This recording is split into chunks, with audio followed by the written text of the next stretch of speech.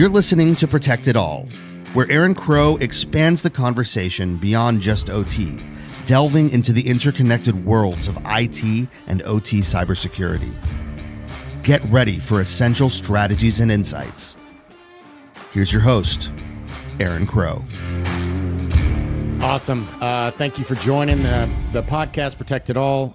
Today, this is Cybersecurity Awareness Month, so we wanted to kind of dive into some basic topics around cyber hygiene and some of the things that are in the zeitgeist of cybersecurity for this month. So today, I've got with me Mike and Clint. Mike, why don't you introduce yourself, tell us who you are, and then we'll kick it over to Clint. Yeah, thanks, Aaron. Yeah, Mike Welch, Managing Director at Morgan Franklin Cyber, focusing in the utility, power gen, oil, water, gas, critical infrastructure. Looking forward to this conversation with both of you guys today. Awesome. Thank you. Clint? I'm Clint Bodungen. I'm a director at Morgan Franklin Cyber, Director of Cybersecurity Innovation.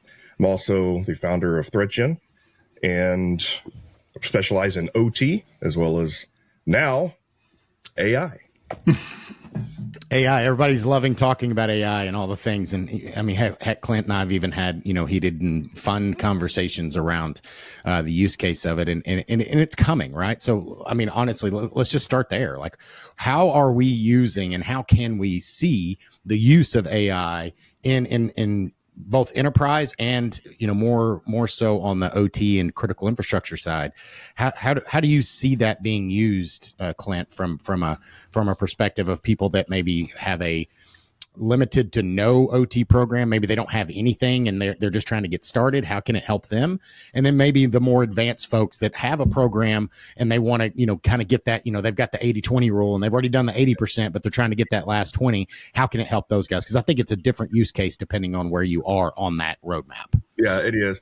And first of all, I'll clarify that, at this stage in the game, I don't think anybody should be using AI to make final decisions, and especially not making any changes in any type of configuration, firewalls, or anything like that, right? Especially OT.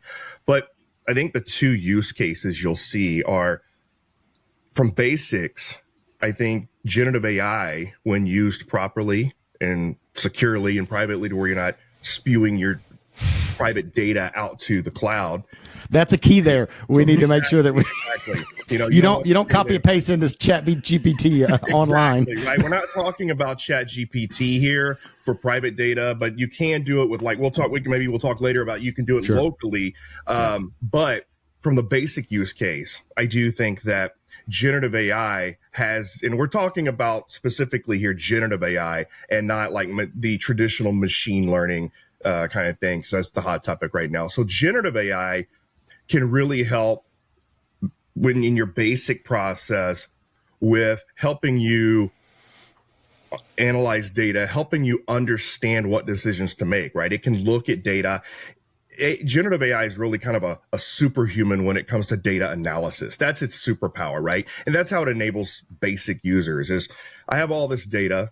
And to your point earlier, kind of talking in the green room, my data is key. If you don't have the data, then AI will make its own data up, and you don't want that, right? So having the proper data, it's going to help you analyze the data, assets, whatever, and it's going to help you make informed decisions, right? Where do I need to put my blocking and tackling? What do I need to tackle next? What vulnerabilities do I need to tackle? And that sort of thing. From an advanced perspective, it's really the same thing in terms of the use case, right? It helps SOC analysts. It helps those more technical folks analyze data. It can help supercharge your SOC program in analyzing data, analyzing threats, analyzing threat intelligence, because that's what it does. It analyzes data much like a human does, but it can do it quicker, faster, more efficiently, and in many cases, not all cases, more accurately. And then there's a case in the middle to where generative AI can help your GRC program. It can help you with that heavy lifting that everybody hates, creating your documentation, right? It can help you create your cybersecurity policies, analyze your cybersecurity policies, help you create your incident response plan and all of that. And then, because that's at least your first draft, right? It'll help you give you your first draft. And then kind of the edge cases are it can help you with your cybersecurity training, your cybersecurity awareness, and incident response training like tabletops, which are and I'll just touch on it, but tabletops is a pain point for a lot of people, and generative AI can help you make your tabletops more approachable. So, Clint, real quick there. Sorry, Aaron. When it comes to the data and utilizing the Gen AI, how do we determine the accuracy or the appropriateness, making sure it's not biased in any one way, or an organization that's starting that journey, that they're not violating their own policies in sense? Because that's where we see a lot of startups or new companies that are trying to jump on this technology, but they don't understand the risks that may be there with that cut and paste or whatever. Right. Yeah. So number one, first and foremost, the key rule is to always keep the human in the loop. Making sure, trust but verify, or don't trust and verify, right? And so making sure that you're keeping the human in the loop and validating that data. It also goes back to the training process. Make sure that you are feeding the training and the fine-tuning process. And training and fine-tuning are different things, but fine-tuning is what most people are going to do, or providing that retrieval augmented generation, a library of documents for it to use. So providing it the necessary data for fine-tuning and in your RAG system is going to help maintain that accuracy. So feeding it the proper documents, keeping the human in the loop. And then now you can use an agentive process to where it double checks itself. So there's a process to where you feed it the information, you get the information back before it gives it to you, it feeds that data to another agent and says, hey, double check this for me fact check this for me. And then it'll do things like go out to the internet for fact checking. It'll fact check the documents that you put in the document database. And so these are the typical techniques for maintaining that lack of hallucination, if you will. Excellent. Yeah, I mean, we've all heard the stories of, lawyers that are using it, and then it comes back and it has all these citations, and then you actually look up the cases that it cited, and they don't exist. It just created them. Right. I was actually listening to a podcast yesterday where they were talking about voice and AI voice, but ultimately underneath it basically they had two AIs talking to each other, and they were making things up. And they were having conflict and resolving conflict, but a lot of the stuff is just made up. Right. Like they were calling call centers, and they would ask for like a credit card number or your social security number, and it was just making numbers up, like 987-654-321-55555. Right. And the customer service person was like, that's not a card. Like, that's not a real number. And it had no idea because it was just throwing out numbers. It didn't have any of that fact check thing there. So it was just, it sounded real. It gave numbers because it knew it had to give a number, but it didn't actually have a Discover card or a MasterCard or whatever. Like, it wasn't an actual account number. Yeah. And due to the way that generative AI works, that's its nature. If it doesn't have the hard data, it's going to make up data because it just predicts what that data should be. Sure. And that's why, you shouldn't be using AI in any official capacity if you don't understand how to use it and apply those techniques to minimize hallucinations and minimizing and even alleviating, for the most part, almost completely hallucinations is possible, but you have to know what you're doing before you use it. Yeah, and that goes back to the conversation, like you said, we were having in the green room where, I really struggle to see how much you can use AI beyond advising on, hey, you're missing this, you're missing that. Because as we walk in, Mike and I have walked into 100 of these places and they don't have any idea from a data perspective what assets they have, which assets are critical, what how their environment looks, not at the high level that you would need to be able to give that. So you could feed stuff into AI and they wouldn't know the answers came out were true or not, even the person. Right. So if the person can't tell if it's true, how can we expect the AI to understand if it's true? So there is no check and balance. So the very first thing you've got to do is understand what is true. And then I can start using AI to enhance that to get me multiple capabilities to some of more of those advanced use cases. Yeah, like even to your point, sorry, Clint, to your point where you said AI is its superpower, right? Is just intelligent, but it still always will need some level of human interaction, judgment to validate, because without that, you're just asking for challenges and risks. Sure. And that's the key point, right? Is that you don't have generative AI to do someone's job for them. You use generative AI to help someone do their job better, which is why keeping the human in the loop is necessary. It's an AI companion, right? Yeah. It's an AI assistant, not an AI employee. So the example I always use is that, when I was in my freshman year of college, I had to buy a calculator, a scientific calculator, TI-82, I think it was, right? This is back in the 90s, so it tells you how long ago that was. But in those engineering classes, I took university physics and calculus and those type of things. They would let us use these calculators, right? And those calculators were being used. I still had to know how to do the math. The calculator, I could put in the formula and I could get the answer in the test. So like I'd have the question and I could put in the formula into my calculator, assuming I knew which formula to use, and I would get the answer. But the test was not, did you get the answer? How did you get to the answer? And you had to show your work, right? So the calculator, I can't just put it in there and just expect it to do it for me. It was an assistant. It was a tool. It's no different than a cordless drill. I can use a manual saw or I can use an electric powered saw.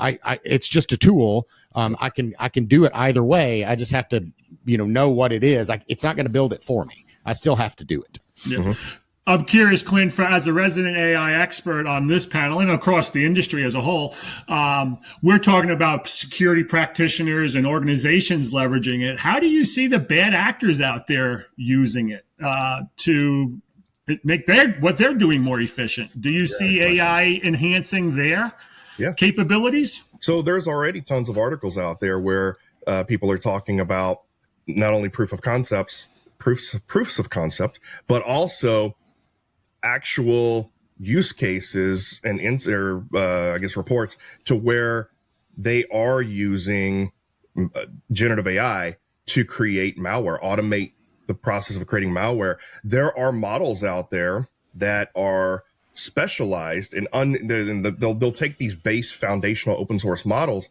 and they'll fine tune them to uncensor them and then provide them with specific cybersecurity and even malicious red team, malicious offensive documentation, training data and techniques, and build these models to specifically help with the malware creating process, right?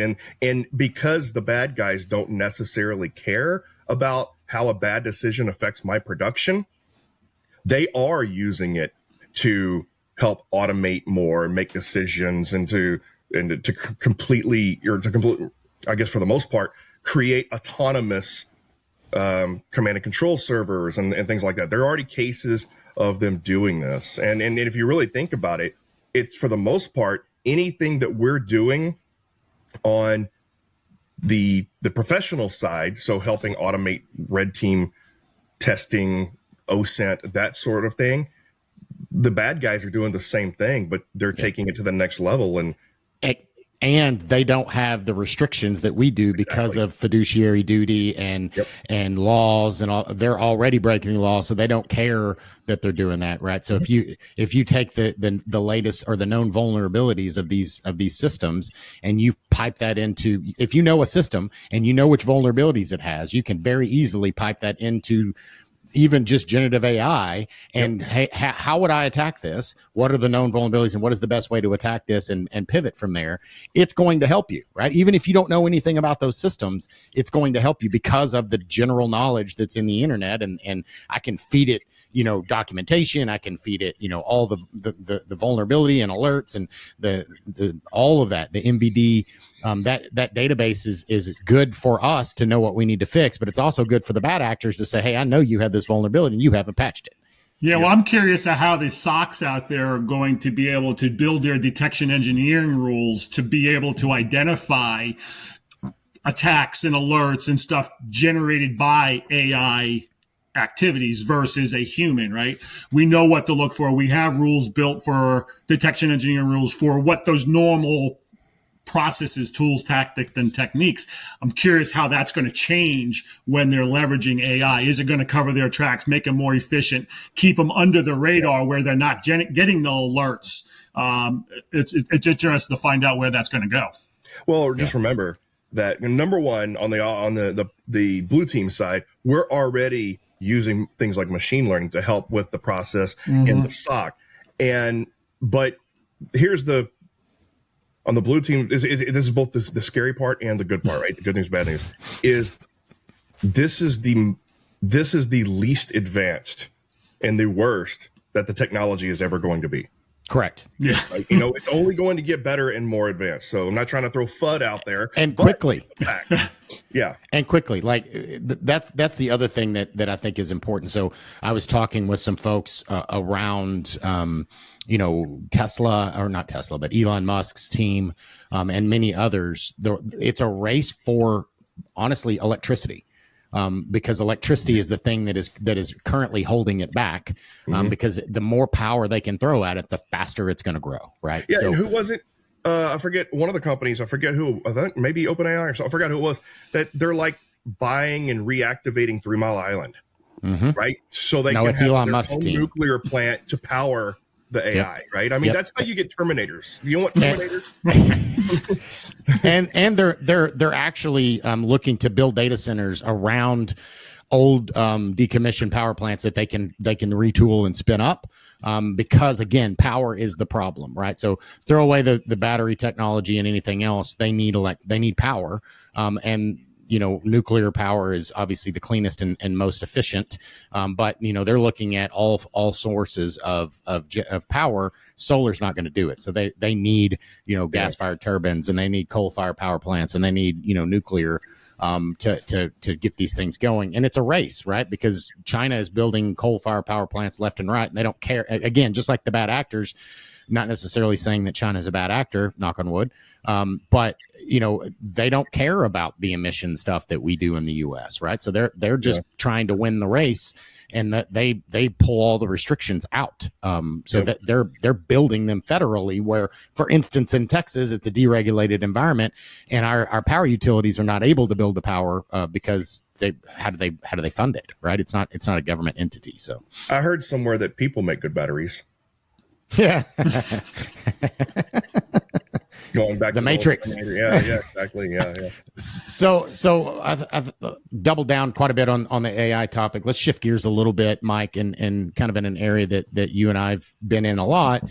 And that's, we see a lot of needs in the space, and I see more and more regulation coming down in areas because people need to justify and validate and actually provide funding to do the things, the bare minimum, right? So we need critical infrastructure. So NERC-CIP has been huge in the space, but we're seeing more with TSA, pipeline, and 62443, and a lot of these things that are coming out that are really pushing requirements down to these industries, because we see, hey, you've got to do something, saying that, I'm going to disconnect it from the network, or put in a firewall, and that's all I need to do to have a security system, as we know it's not enough. So talk to me a little bit about, the regulation environment, as well as the difference between compliance and security, and kind of how folks can kind of kick that off in whatever regulated or even non-regulated environment they may be in.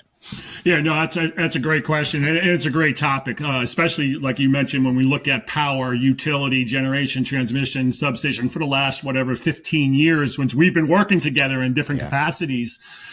NERC-CIP, actually when it was the 1200 series, right, when it was optional, and then it became NERC-CIP, and there's all these iterations of it, which is one of the few in critical infrastructure that have that level of regulation right now. Like you mentioned, oil and gas, water doesn't have really any, and you look at yesterday or a couple of days ago, they had the water breach. Maybe on the IT side, we don't know much about it yet. Compliance, I always looked at as a practitioner, I always want security, right? Compliance is that vehicle that you can use to get security put in place. As you know, everybody's fighting for dollars, for budget, and this and that. So how do we get the money we need to put in security? A lot of folks use compliance, but as a practitioner, compliance doesn't mean you're secure, right? I was reading a thread yesterday on LinkedIn, and it was talking about that. Why are we using cybersecurity frameworks if we're still having all these issues? The challenge is people are using compliance, and it should be the floor, right? Yes, we have to be compliant. We need to make sure that, but that shouldn't be your high watermark, right?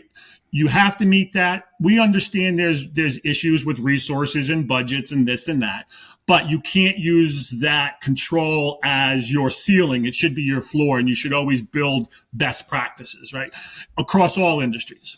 Understanding the challenge is, where do we get the money from? Of course, in the NERC SIP world, there's regulated, unregulated. Sometimes you can do rate cases and you can get money back. So you see a lot of those companies in those regions doing more, right? But at the end of the day, we have to do better as an industry, as practitioners, even the government, to make sure that we're getting funding, grants, whatever, to help organizations build their program, even if it's a starting point, right? Where do they go from?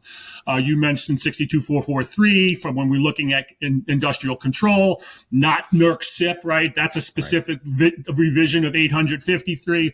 They're all very similar in nature. There's a lot of commonalities across them for organizations that have to meet NERC SIP, maybe PCI. There's lots of ways, economies of scale, to try to leverage it across the enterprise as a whole. But unfortunately, we still work very silo-based, and end up costing the organizations more money.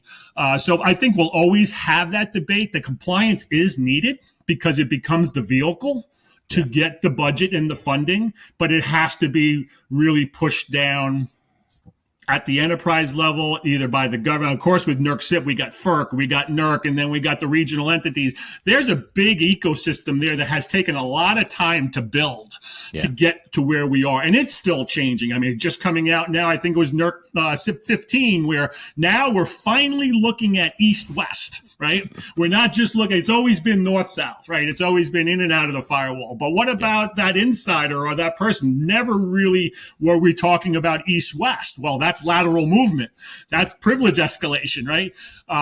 So it's going to be interesting how that's applied to the industry when we're looking at power for highs and mediums, and eventually it's going to come down to the lows, and it's going to be a new whirlwind. Exciting to see, but yeah, that's my thought there. When we talk about compliance versus security, they work together, but just because you're compliant doesn't mean you're secure. You have to do more. Yeah, at least that's my thoughts. Agreed. And it's one of those things where, you know, especially in NERC SIP, you know, compliance is 100% compliant, right? So the thing I would always say is 99.9999999% compliant is not compliant. You are incompliant because you are not 100. You are either compliant or you are not. There is no gray area in there, right? So you are getting fined because you are out of compliance, or you're at least having a recordable or whatever, right? So where, to your point, I can be compliant and still have a security issue, right? So when you look at a lot of these large, you know, utilities, you know, maybe 40 or 50 or 70% of their assets, their critical assets, are part of the compliance program. And there's the other 30% that's not. That doesn't mean those 30% are not important. That just means they don't meet the criteria to be part of the compliance program, right? So we see Colonial Pipeline, for instance, right? Going back to that attack, you know, not so long ago, that was not an OT system, but it impacted OT. Like I get so tired of hearing these arguments from pundits and social media people like, oh, well, that wasn't even an OT attack. Who cares? It impacted. Then you didn't do a business impact assessment to determine what you bring that IT system down is going to impact that system, right? Correct. So they go in. It goes back to resilience, right? Even tabletops going back around that. You really have to understand the system as a whole, which is, I know, like with cyber informed engineering and really understanding every component, the dependency upstream as well as downstream, becomes so much critical, because for a long time we were talking about the convergence of IT and OT. Really, they should never converge, but IT is always going to need data from OT for maintenance, for scheduling, for outages, right? You're always going to need that. There is a secure way of doing that, but it becomes a challenge because once you open up those holes, now you have dependencies, right? Understanding those dependencies, and if I bring this down, what's it going to impact? So it's not something you're going to do overnight. It's planning, right? It's strategy. It's understanding the systems, working with your partners, right? Really to be able to come together and understand what resilience really means. You know, that brings up a good point. You mentioned cyber informed engineering, which is kind of another buzzword flavor of the decade. But, when it comes to the OT, IT bridge kind of thing and the way that people are assessing that risk or those hazards, right? I think it needs to be flipped, right? When you're talking about OT and, and this may be twisting the terminology a little bit, but instead of having cyber informed engineering, I think you need to have engineering informed cyber, right? Because when it comes to your resiliency because like you mentioned before, if it impacts OT, it impacts OT. It doesn't matter if it was targeting OT or not. And understanding how a cyber vector can affect the OT is important. And the only reason a lot of cyber folks don't understand that, whether it's IT, cyber, the only way you're truly going to understand that is to understand the processes, the operations, and you need to engage with the engineers, with the operators on that side. And when it comes to OT cyber, and this is kind of a soapbox of mine, but when it comes to OT cyber, the whole process should start on the operations side and work its way outward, not the other way around. I typically see IT and cyber, they have this mentality of, hey OT folks, we need to protect you from yourselves. And that's not the fact of the matter is that operators and engineers have been protecting against impacts to the process, to the environment, to production for a very long time, and they're good at it. Cyber is just a new hazard in the whole process hazards analysis. Yeah, correct. 100%. I mean, for the longest, I'm sorry, go on, Aaron. No, I was just going to say, I agree 100%. And that's really what the cyber informed engineering out of Idaho National Labs is really trying to say is you have to include, because it can't be me as a cybersecurity professional designing a cyber system to push down to the plant, and I've been doing this way longer than it was called cyber informed engineering or anything like that. I was working with the asset owners. I was working with the systems administrators and the systems owners and the control engineers and those people and saying, hey, this is your system. You need remote access. We need to make sure that that's secure. So instead of just putting this on the internet, let's do this in a secure manner, right? But it's not me, my security solutions are not the thing that drive the thing, right? So, and I saw this from again, being a former asset owner and a power utility here in Texas, I saw a lot of things that came down from IT. IT had the budget. They had, all these policies and procedures, and they tried to cram them down our throat because I worked at the plant and the business, right? And I had this conversation a lot, even all the way up to, the CISO of our company. And I said, look, guys, you have to realize you're the tail. You don't wag the dog. Like, you have more money than me, but if my stuff goes down, our company doesn't exist. If your stuff goes down, it's a bad day, right? You've got executives upset or whatever. But if my stuff goes down, the government is calling us because we've taken, 30,000, megawatts of generation off the grid, and we have a big problem. Right. You need to set those things separately. And to your point, Clint, is cyber is just a risk that they have to design into the system. And that's the piece is up until now, those engineers don't have the skill set, nor should they have the skill set to truly understand what that risk is. So we need to be working together. We're all on the same team. It should not be IT against OT. It should not be IT against the plants and the business and the manufacturing and all this kind of stuff. We should be sitting at the table together because at the same time, OT needs IT as well to provide secure remote access, to provide firewall support. Like, you shouldn't expect your control engineers to be managing a firewall and be managing virtual environments and to be managing the networking environments and the routing and all that kind of stuff. Like, let them focus on what they do. But the only way that's going to happen is if you build trust between those organizations, because I'm not going to give anything to IT if I think they're going to break my system. So a lot of that distrust is because IT tries to cram things down OT's throat, and they say, if you're going to do that, get out of my house. I'll do it in-house. I'd rather do it poorly than allow you in my house because you break stuff. And I'm the one that gets called at 3:00 in the morning when the thing goes down, while you're having mimosas, 6 hours away and don't even know it happened. Right. Yeah, that's key. Communication, right? Whenever you have a culture of working collaboratively, with OT and IT, and they communicate and actually take the time to say, hey, teach me what you do. Teach me about your process, whether it's IT or OT. I want to understand. That is how that is how you build that trust, right? I mean, 18 years of marriage, and I'm not divorced yet, has taught me, communication is key, and OT, IT, it is a relationship, right? And in any relationship, communication, understanding, compromise, meeting in the middle is key. Yeah, no, I would say even when we were talking, when you mentioned Idaho National Labs, Aaron, even they're consequence driven, right? It goes back to, it's similar to business impact assessments. It's understanding the consequence. And then the only way you could truly understand those consequences is getting everybody together, right? And walking through it. And that even includes the manufacturer. I remember when I was at a large utility, worked there for a number of years, we used to do factory acceptance testing, right? We would have IT, OT, us, the distributor, everybody at the FAT, right? Really walking through the process. And then we would do it again at the site. So site acceptance testing, right? Not enough.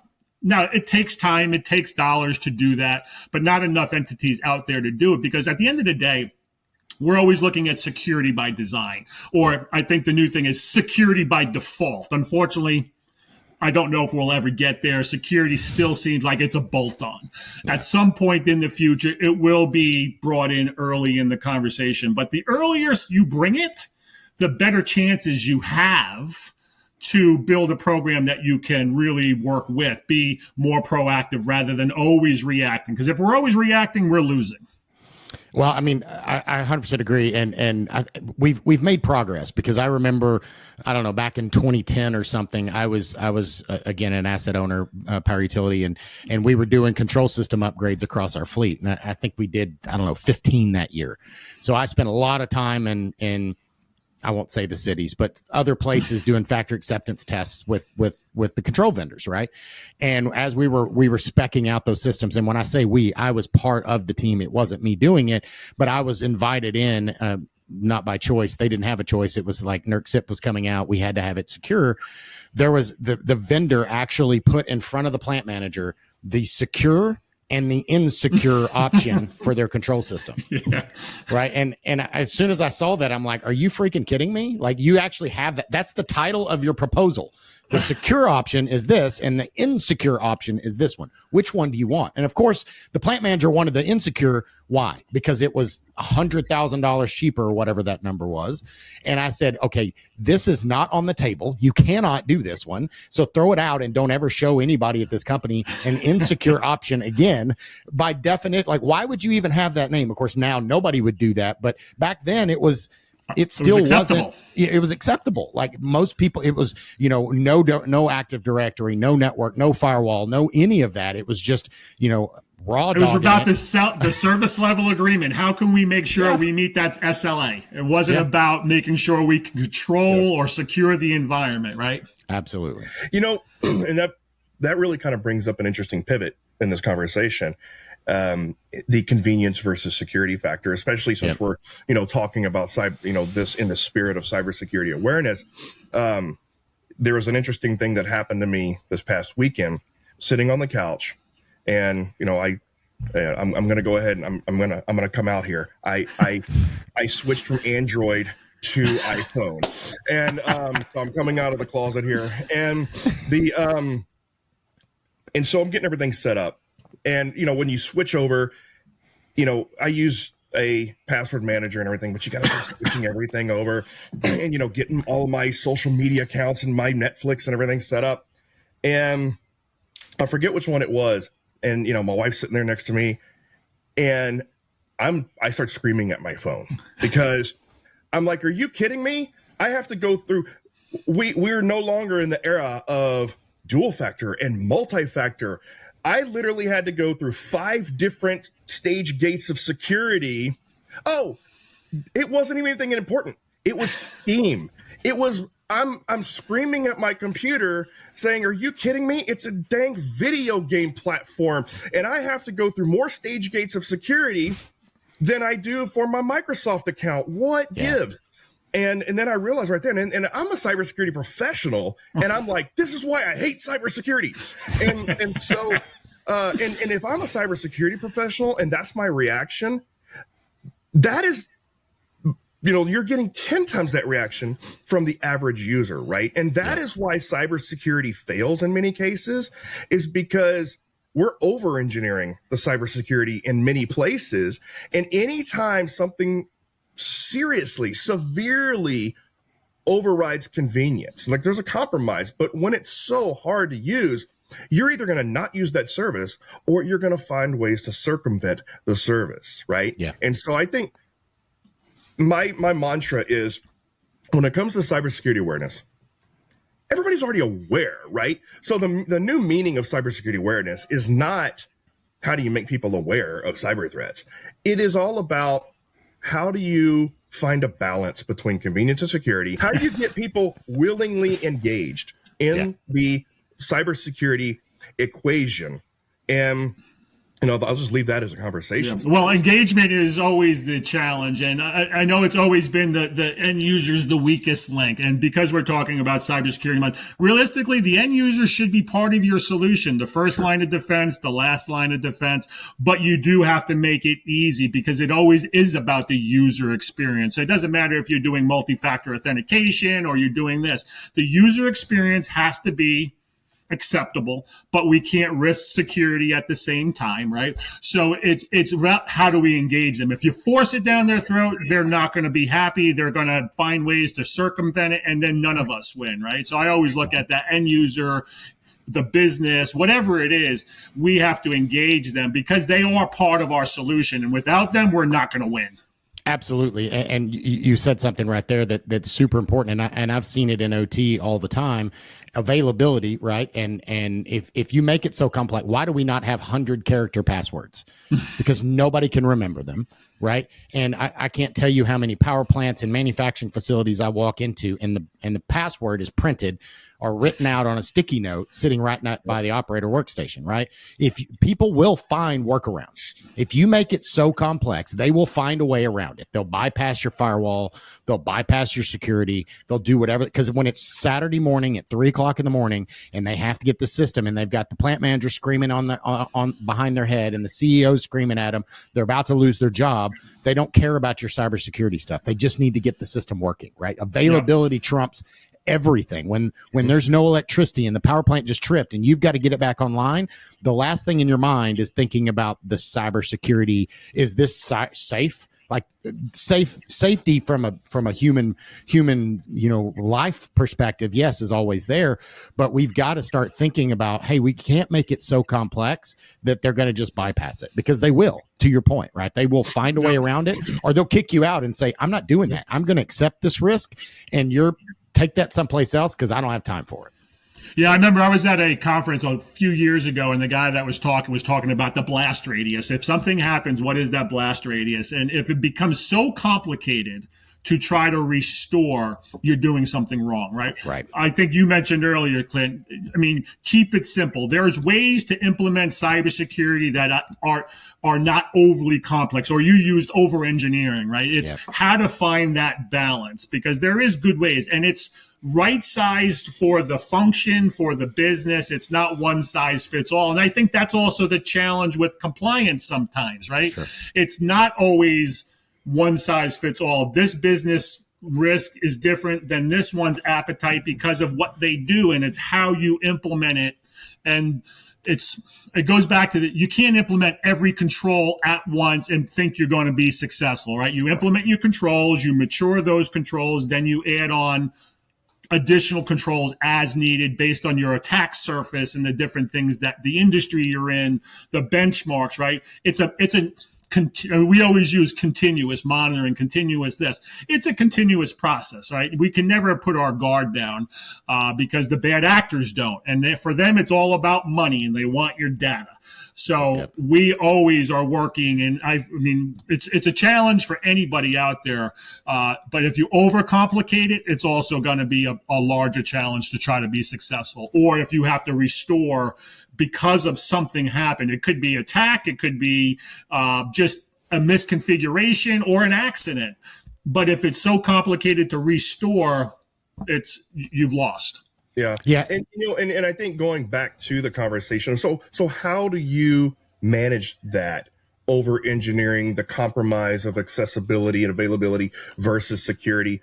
And my experience this past weekend, to go back to that example, was that, Go back to the Android? No. Well, I mean, to be fair, I did find out that my password manager, because I use a platform agnostic password manager, and I'm not going to tell everybody what that is because that's a security issue. But so I use that, and number one, using a password manager, I don't know any of my passwords, and yes, I do have 30 plus character passwords because the convenience factor. So if you engineer convenience into security, flipping the script, then you have security, right? So using a password manager that can not autofill in the insecure traditional sense, but with the click of a button can autofill passwords into your browser and things like that. Yep. And that's what I was using. I would not have been able to get everything switched over effectively. Sure. Because onto my phone, had I not had a password manager and be able to manage that. So making the password managers easy to use, right? Making your third-party authenticator. So I'm using different, whether you use Microsoft Authenticator or Google or whatever, making it easy to do the security, password managers, authenticators with one-click button authentication. Because, Google has a fantastic one, right? Is this me? Yes. And yes, there are ways to circumvent that, but when you make security easy, then you flip that script, like I said before, and that's the problem. Again, going back to examples of the weekend and everything, and my wife yells at me because she's trying to get into Netflix, and I have this super long password, and she gripes at me because, why do you have this? How do you remember that? I said, I don't remember it. I have it on a password manager. And then going back to the user mentality, she refuses to use the password manager because it's new technology for her to learn. So it's this constant cat and mouse chase of, we just made it more convenient for you, user. And the user says, but it's new technology I have to learn, and that's not convenient. It's a right. Yep.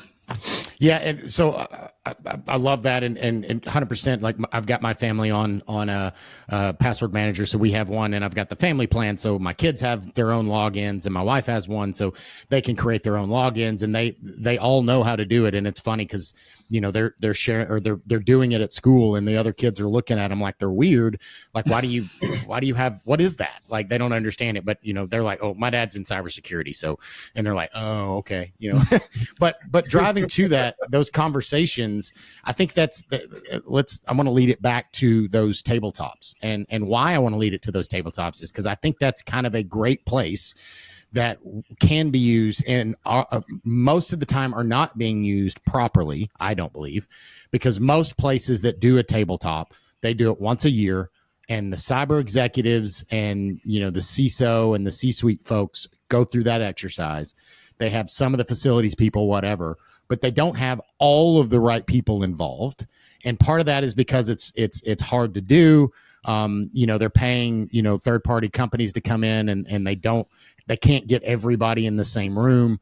So Clint, I know that you've with Threatgen have a product, and this isn't to pitch that, but more so around what we can do using AI and things like that to make those conversations better. And the outcome of those things can be that IT and OT and plant managers and executives all better understand, and their perspectives are put into the process, so that when you come out with a more accurate understanding of my risks, the mitigations that I need to do, the concerns that I have, the places that I've got gaps, the places that I'm strong in, all of that type of stuff can come in because I have everybody at the table. So all that lead up to say, let's dig into tabletops.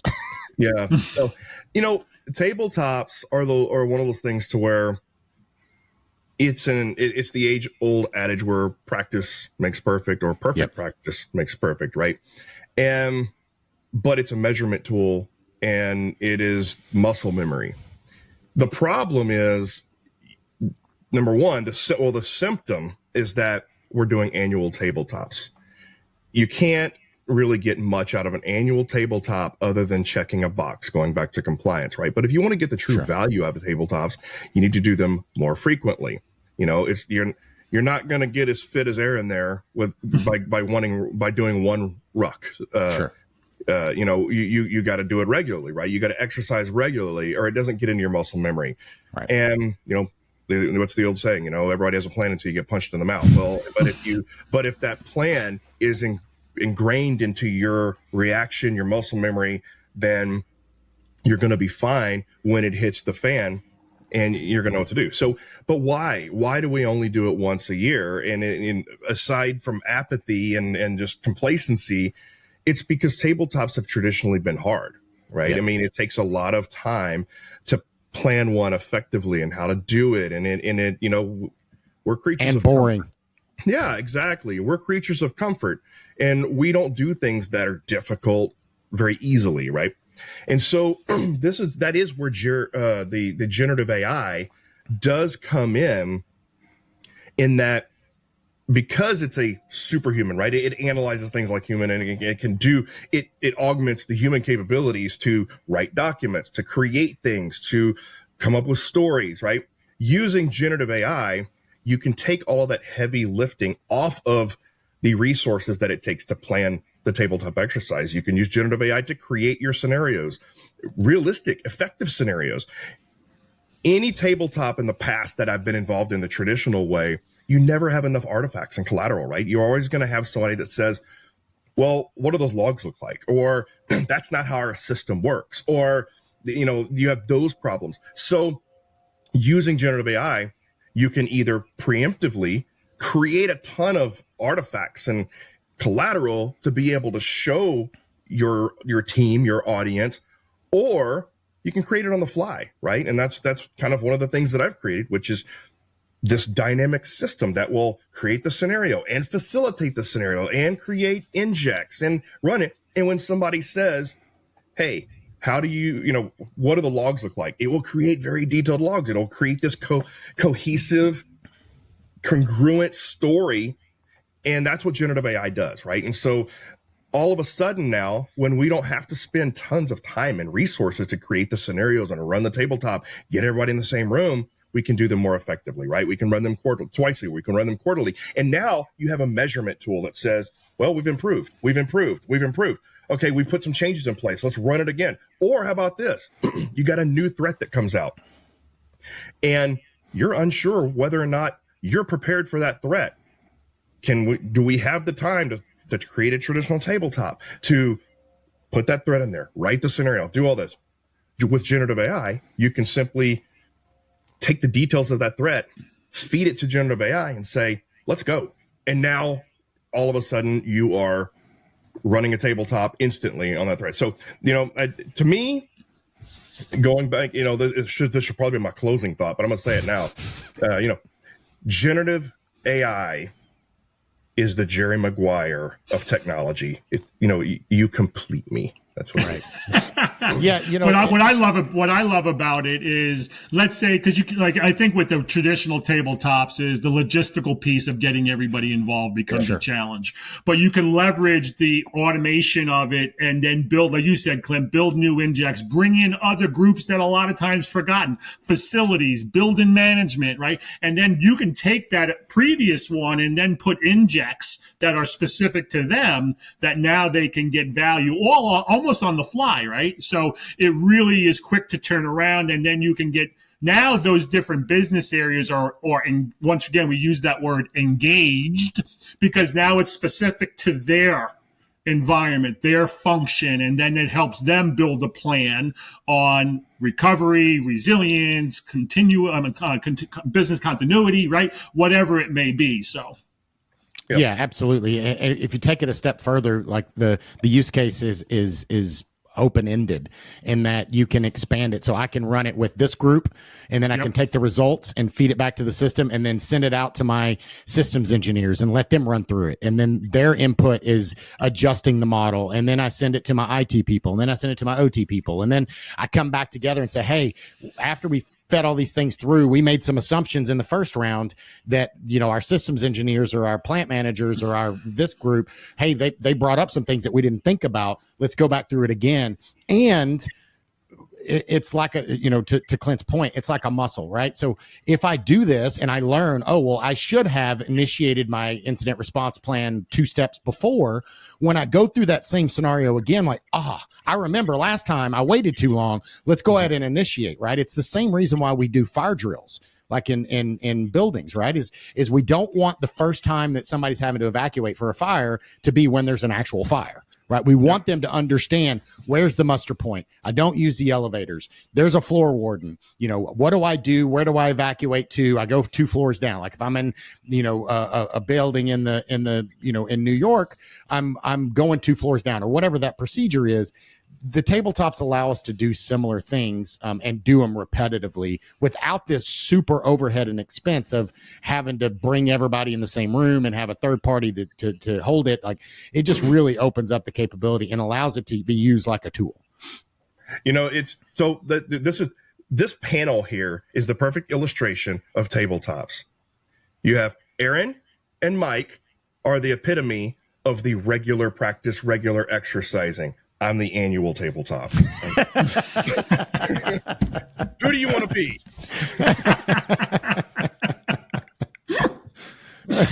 Awesome. All right. So always kind of wrap these things up with a question I ask everyone, and it's the next 5 to 10 years. What's one thing that you see that's concerning, and maybe one thing that you're excited about coming up over the horizon in cyber? So, Mike, I'll go with you first. What's one thing that you're kind of excited for? Maybe one thing you're concerned about that we need to make sure that we stop at the pass. All right. Actually, I think it's the conversation we had today. AI, excited about its capabilities, but concerned about its capabilities. Sure. Yeah. And that's like Clint was saying. We're at its infancy, right? Yeah. As you mentioned, when power and electricity becomes available, that brain is just going to get larger and larger and larger. And that will bring a lot of value, but at the same time, it will bring a lot of risk that as practitioners, we have to always be thinking about that. So I'm glad I went first because that was the easy answer. It's a double-edged sword. I agree. Yeah. Go ahead, Clint. Yeah, and so let's just go with the assumption I'm not allowed to say the same thing, right? Because you knew that's what I was going to say. Exactly. All right. So, I think that the thing what was it? I'm not concerned about, but the thing that I see potential in, and I think is that in the slowly but surely we are making progress in cyber, right? I mean, especially from the OT perspective, right? I mean, 10, 20 years ago, there was resistance, and now there is, dare I say, awareness and concern and willing participation, right? So I am seeing progress in the willingness to address cybersecurity, okay? And I think on the flip side, what I'm concerned about is budgets. Because without budget, you're not going to hire the right personnel. You're not going to retain personnel and staff. You're not going to get what you need. You're going to continue to search the bottom of the barrel to find whatever tools you can to do the best you can with what you have, right? And so I think budgets have always been a concern. And I don't think that while I'm seeing some progress from the C-level and everything like that, I think I'm seeing far too often that you don't have enough buy-in from C-level to allocate the necessary budget. People aren't seeing security as a business process. They're seeing it as insurance. And I don't like that. So that's my concern. Yeah, kind of adding on to that, I see a lack of understanding and acceptance of risk. And part of that is because the executives are accepting risk because somebody told them, yeah, we're okay with this or whatever. And they're not truly understanding the risk, because I think if they really understood it, they wouldn't accept that risk. right? So I think a lot of risks that are accepted, but whether they're pushing it off to cyber insurance or whether they're saying, oh, well, that's not a problem or whatever, I think a lot of that is because they are misinformed or not, accurately informed. Maybe, and I don't think it's malicious. I think it's, they think it's like that false sense of security, in that they think they're better off than they are. They're really strong on their IT side. They've got really good firewalls. They've got processes and procedures. But, you look at the target attack, you look at a lot of these things, it's all it takes is, a chain is only as strong as its weakest link. If I've got one device that's connected to the internet and bypasses all of this great security stuff, it didn't matter. Right. I've got all of this capability, but I just bypassed it because you made the security solution too hard. So some engineer at the plant just plugged it directly in the internet. Right. I've done assessments where the cable modem that's providing tertiary or backup communications is plugged directly into a network, and it's got the Wi-Fi built into it. And I could bypass all of your firewalls and all the enterprise stuff that you've got by connecting to the cable modem router, and I'm directly in. Right. And it's not uncommon. Right. We have systems that are old. We have systems that are Windows XP. We have a lot of this stuff, and that doesn't mean you've got to rip them out, but you truly need to understand those risks and make sure you're mitigating those risks, not just accepting the risks blindly, because honestly, most people that are accepting the risk probably don't even have the authority to accept the risk, and it's not accurately getting bubbled up enough to translate that risk and communicate what the true risk is, so that the people that actually have the authority, the CISO and the C-suite executives, are able to make the right informed decision and accept and or mitigate those risks accordingly. I think that's a topic we have to have another conversation on, Aaron, because you can go in so many areas. It might be a future one, because even when you look at reputational risk, we always used to be, hey, if you're breached and you're a public company, your stock's going to go down. But how many stocks gone down, people buy the dip, and then next thing you know, 6 months later, their stock is through the roof, higher than ever, right? Yeah. So it's understanding the risks and the impact, and how you have that conversation with the C-level, the C-suite. Yeah, absolutely. Well, awesome, gents. I really appreciate the time today. Some great conversations. Clint and I didn't fight over AI or anything like that. So I was the mediator. I'm not fighting anymore. I let AI fight my battles now. That podcast awesome. I listened to really, they basically trained their voice, and they had it connected to a phone line, so they would actually have it call customer service for them. So I can absolutely see that being something I want in my future. If you need to disconnect your cable, or you need to whatever, just have your AI be your assistant and take care of that stuff. Right now, luckily I have a wife and she does that stuff for me, but it'd be really cool if I had an AI that I could just say, hey, go do this stuff, negotiate my contract for my cell phone, and don't give up until they give me a discount, right? Talk to my boss about my performance review for me. Exactly.